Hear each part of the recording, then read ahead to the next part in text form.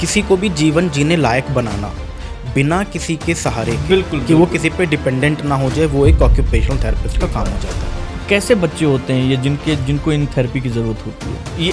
ये ऑटिज़म के लक्षण हो सकते हैं। मम्मी पापा इस चीज़ से बहुत परेशान रहते हैं कि अरे यार मेरे बच्चे की हैंडराइटिंग बहुत ख़राब है।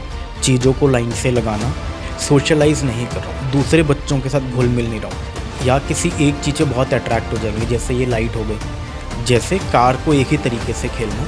तीसरी मम्मी का यही जो है वो है दर्द है, रोना है कि यार मेरा बच्चा बहुत ज़िद्दी हो गया, बहुत ज़िद करता है। बच्चा अगर जिद नहीं करेगा तो और कौन करेगा? क्या आपने अपने बचपन में जिद नहीं करी?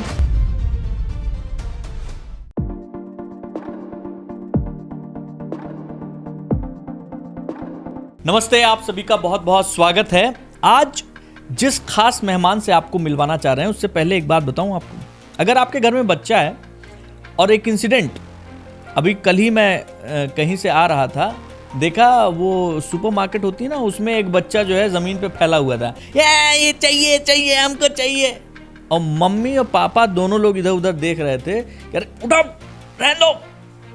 तब तक पापा आते हैं, एक पीछे से देते हैं, उसके बाद तो वो और चिल्ला के रोने लगा। और हुआ क्या, अंत में मम्मी ने वो चीज़ उसको दिलवा दी। वो खिलौना उसके हाथ में था, जाते समय देखा कि वो खिलौना उसके साथ जा रहा था और वो बड़ा पसंद। ऐसी चीज़ें आपने भी देखी होंगी, हो सकता है आपका बच्चा भी ऐसे ही परेशान करता हो आपको।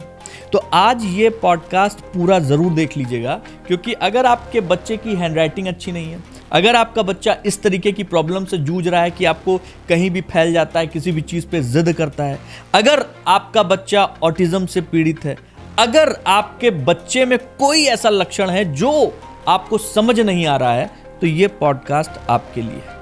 आज हमारे साथ एक खास मेहमान है और वो मेहमान अपने आप में बहुत स्पेशल है। उनका नाम है डॉक्टर मोहित कुमार, और doctor Mohit Kumar occupational therapist हैं। बच्चों के लिए पिछले 15 साल से काम कर रहे हैं और इतना बढ़िया काम कर रहे हैं कि वो 2016 में गोल्ड मेडल हासिल कर चुके हैं। और उनके काम का तरीका और उनके बातचीत का अंदाज इतना प्यारा है कि आपको भी उनसे प्यार हो जाए। सर, बहुत बहुत स्वागत है आपका। सबसे पहले तो बच्चों के साथ आपका बहुत दोस्ताना कह लीजिए, मतलब ये जो थेरेपी वाला सिस्टम है, ये ऑक्यूपेशनल थेरेपिस्ट होते क्या हैं, मैं ये पहले जो है दर्शकों को बताना चाहूँगा। आप ही बता दें तो ज़्यादा बेहतर रहेगा। और बच्चों के साथ का क्या हिसाब किताब उनका है? तो ऑक्यूपेशनल थेरेपिस्ट होते हैं जो पहले ऑक्यूपेशनल थेरेपी समझते हैं, फिर ऑक्यूपेशनल थेरेपिस्ट को समझेंगे। ऑक्यूपेशनल थेरेपी होती है कि किसी भी इंडिविजुअल को, चाहे वो बच्चा हो, बड़ा हो या बूढ़ा हो, उनको उनकी लाइफ में अगर कोई प्रॉब्लम उनके साथ ऐसी है तो उसमें इंडिपेंडेंट बनाना। तो मैं मान लेता हूँ कि मैं बच्चों के साथ काम कर रहा हूँ, जो मेरी स्पेशलिटी है। तो बच्चों का काम हो गया खेलना कूदना, स्कूल जाना, और दूसरे बच्चे पार्क में खेलना, पार्टीज अटेंड करना, ये एक बच्चे का काम हो गया। अब इस पूरे काम में उनको कहीं पे भी प्रॉब्लम आ रही है, बोल नहीं पा रहे हैं, बच्चों के साथ घुल मिल नहीं पा रहे हैं, रूल्स रेगुलेशन, जो सोशल ग्रुप, अगर मैं बर्थडे पार्टी में गया, वहाँ के सोशल जो रूल्स रेगुलेशन है वो फॉलो नहीं कर पा रहे हैं, तो यहाँ मेरा काम हो गया उनको ये सारी चीज़ें सिखाना, उनको समझाना। अब बात करते हैं एडल्ट्स की।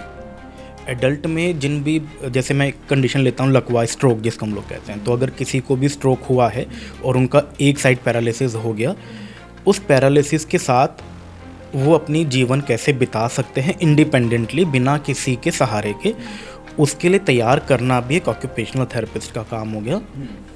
तीसरी कैटेगरी आती है हमारी, जो ओल्डर एज के लोग हो गए, जिनको हम लोग जीरियाट्रिक केयर कहते हैं। तो वहाँ पे उनको उस एज में जाके जो प्रॉब्लम्स आ सकते हैं, जैसे स्किज़ोफ्रेनिया हो गया, जहाँ पे लोग भूलने लगते हैं, उनको कुछ चीज़ें दिखने लगती हैं, हेलुसिनेशंस होने लगते हैं, अल्जाइमर्स एक प्रॉब्लम हो गई।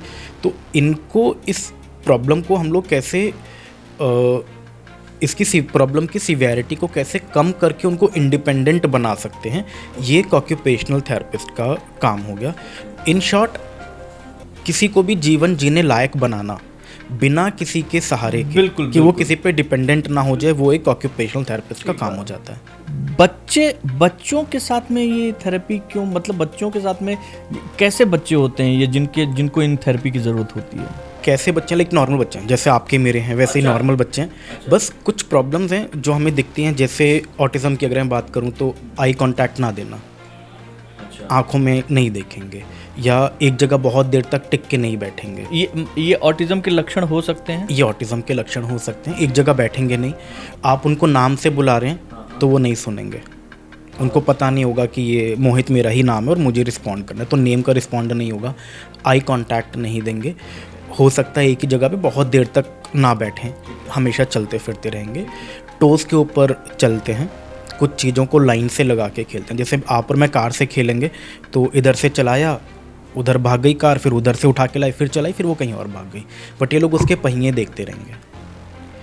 या किसी एक चीज़ से बहुत अट्रैक्ट हो जाएंगे, जैसे ये लाइट हो गई, वह इसी को ही देख रहे हैं, एग्जॉस्ट हो गया, पानी हो गया, तो इनके रूटीन में बहुत फिक्सेशंस होते हैं, या हम लोग कह सकते हैं कि रिपीटेटिव बिहेवियर्स होते हैं। तो ऑटिज़म की अगर बात करें, 3 चीज़ें बहुत इंपॉर्टेंट होती हैं जो बच्चे के डेवलपमेंट में हमें एज अ पेरेंट समझनी चाहिए। पहला, रिपीटेटिव बिहेवियर, कि वो उसके बिहेवियर्स रिपीटेटिव तो नहीं है, जैसे कार को एक ही तरीके से खेलना, चीज़ों को लाइन से लगाना, पंखा देखना, हैंड को फ्लैप करना, टोज़ के ऊपर चलना, ये तो हो गया रिपीटेटिव बिहेवियर। दूसरा हो गया स्पीच की जो डेवलपमेंट है उसमें एज रिलेटेड ना हो करके थोड़ा पीछे रहना। जैसे 1 साल का बच्चा पापा मम्मा बाबा बोलना शुरू कर देता है, अगर नहीं बोल पा रहा है तो हमें एक इंडिकेटर हो सकता है। या फिर मेरा बच्चा 3 साल का हो गया, बट 3 साल का होने के बाद भी वो सिर्फ पापा मम्मा बाबा दे दो, ले लो, खाना, इतना ही बोल पा रहा है, सेंटेंसेस फ्रेम नहीं कर पा रहा है, तो ये एक लक्षण हो सकता है। तीसरा, सोशल कम्युनिकेशन, कि मैं एज अ छोटा बच्चा मैं सोशलाइज नहीं कर रहा हूँ, दूसरे बच्चों के साथ घुल मिल नहीं रहा हूँ।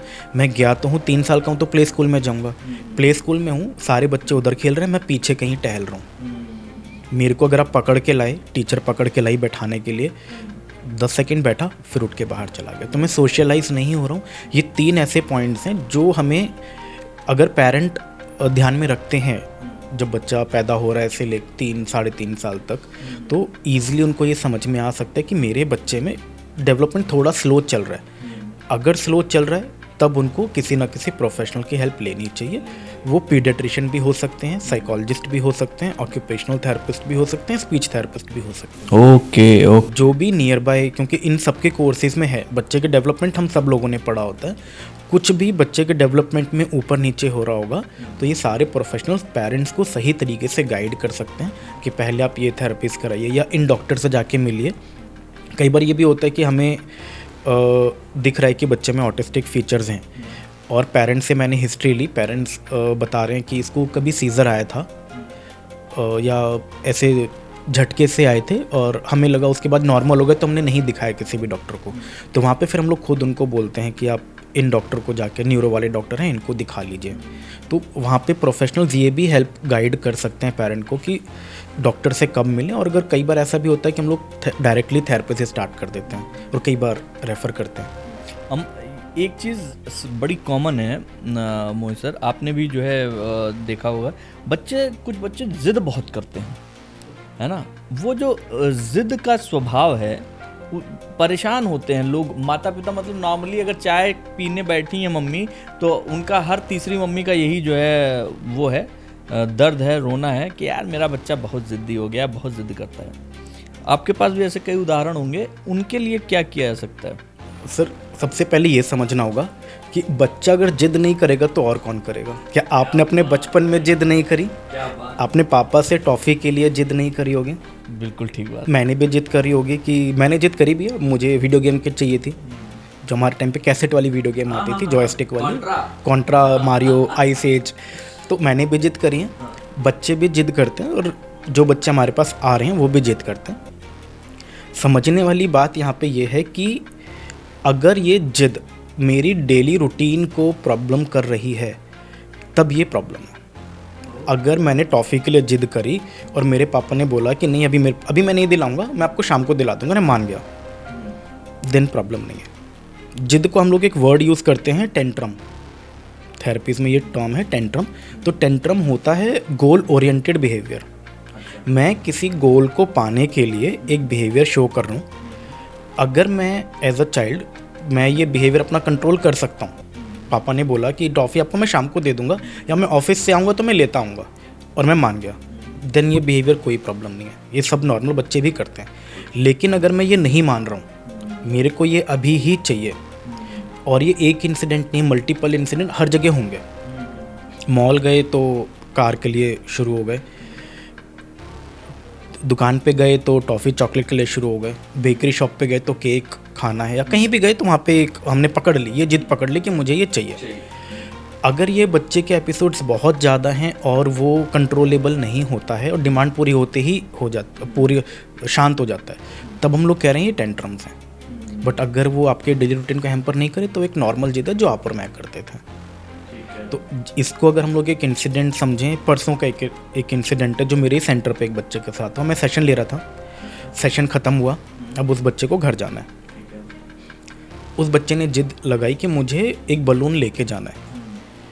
तो अब हमारे सेंटर का एक रूल है कि आप यहाँ का कोई भी टॉय घर लेके नहीं जा सकते, क्योंकि मैं अगर ये सिस्टम स्टार्ट करूँ बच्चे के साथ, तो आज उसने मेरे से गुब्बारा मांगा है, बहुत छोटी सी चीज़ है, मैं दे सकता हूँ, कल वो कोई और सामान मांगेगा, परसों ये बढ़ती चली जाएंगी। हम लोगों ने वहाँ पे एक नेगोशिएशन पे आए, मैं आपको बलून दूंगा, आपको अपनी वाटर बॉटल मुझे दे के जानी है, एक नेगोशिएशन पे है। हमारा ये नेगोशिएशन 15-20 मिनट चला। वो रोया, उसने कई बार बलून पॉकेट में रखा, हमने उसकी बॉटल हाथ में रख ली, चला 15-20 मिनट का ये एपिसोड चला। 15-20 मिनट के बाद बच्चे को ये समझ में आ गया कि ये बॉटल मेरे को तभी देंगे जब मैं बलून दूंगा, या फिर ये बलून मैं लेके जा सकता हूँ और बॉटल इनसे एक्सचेंज करनी पड़ेगी, और नेक्स्ट डे मैं जब बलून लाऊंगा तो बॉटल मिलेगी, अगर मैं नहीं लाऊंगा तो बॉटल नहीं मिलेगी। तो ये मैंने किया, एक स्ट्रक्चर तैयार किया, उसको रूल्स बता दिए बच्चे को कि ये रूल्स फॉलो होंगे तो तभी ये आप लेके जा सकते हो, अदरवाइज़ नहीं लेके जा सकते हो। वहाँ पे पेरेंट्स का भी सपोर्ट मिला, पेरेंट्स भी शांति से एकदम चुपचाप खड़े हुए थे, बिकॉज दे नो कि हम लोग जो कर रहे हैं वो एक रूल सेट कर रहे हैं बच्चे के लिए। पेरेंट्स ने भी सपोर्ट किया, बच्चे ने एक बार और, बच्चा ही 7-8 ईयर्स समथिंग और बहुत शार्प बच्चा है, मैंने वो बलून को पैकेट में रखने के लिए गया, मैं उस टाइम दूसरे बच्चे से अपना सेशन स्टार्ट कर चुका था। चालाकी से उसने बलून उसमें मेरे को दिखाया, मैं डाल रहा हूँ, डाला ऊपर पॉकेट में, ऐसे किया, लेकिन ऐसे छुपा हुआ था, मैं पीछे हूँ उसके, उसको लगा मुझे दिख नहीं रहा, उसने ऐसे डाला, डालने के बदले ऐसे किया, और मैं देख रहा हूँ वो कर क्या रहा है। डाला और मैंने सर मैंने बलून रख दिया है। मैंने कहा नहीं, आपकी पॉकेट में आप निकालो, उसको रखोगे तभी बॉटल मिलेगी। We have to be observant कि बच्चा, क्योंकि cognitively he is very bright, तो ये चीज़ें हमें मापदंड जो हम लोग कहते हैं सब स्ट्रक्चर करके, रूल्स रेगुलेशन समझा के हमें वो टेंट्रम्स को हम लोग बोलेंगे उसको कि नेगोशिएट करना है और बाउंड्री सेट करनी है। जैसे मैंने कैसेट वाले जो वीडियो गेम था उसकी जिद करी, पापा ने कहा अभी नहीं दिलाएंगे, सैलरी आने के बाद दिला देंगे। मैंने सैलरी तक वेट किया, जिस दिन मिली पता था कि आज मिलती है पापा को, वीडियो गेम नहीं आई, यही होता था। ठीक है, तो वही बच्चे के साथ हम लोगों ने किया।